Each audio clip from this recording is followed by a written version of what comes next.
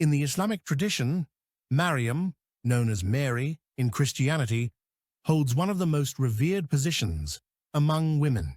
She is mentioned more frequently in the Quran than in the Bible, and her story is a cornerstone of Islamic faith. Maryam, the mother of Jesus, Isa, is recognized for her deep piety, resilience, and miraculous role in the divine plan. Maryam's lineage is traced to the family of Imran, a noble and righteous household. Her birth itself was extraordinary. Her mother, feeling blessed late in life, dedicated Maryam to the service of God even before she was born.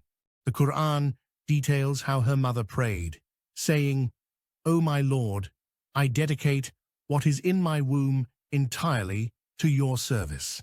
Despite societal norms that might have frowned upon a woman serving in the temple, Maryam was accepted into this sacred role. She grew up under the care of the prophet Zechariah, who marveled at the blessings surrounding her. One day, he found fresh provisions with her that could not have come from human means. When asked, she replied, "It is from Allah. Indeed, Allah provides for whom He wills without account." Her unparalleled connection to the divine is further emphasized in Surah Maryam and Surah Al-Imran. God selected Maryam as one who was purified and chosen above all women. She is deeply devoted to God, often found in prostration and prayer, preparing herself for her monumental role in history. The climax of Maryam's story in Islam comes with the miraculous birth of Isa. One day, while in solitude, the angel Jibril appeared to her in human form. Startled and frightened, Maryam questioned how she could have a child when no man had touched her. The angel reassured her, "It is the command of your Lord. He says, 'Be,' and it is." Maryam withdrew herself to a distant place to endure the trials of childbirth alone.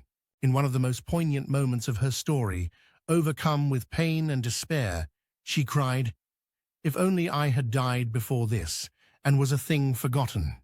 But God provided comfort, instructing her to eat dates from the palm tree nearby and drink water from a spring He placed for her.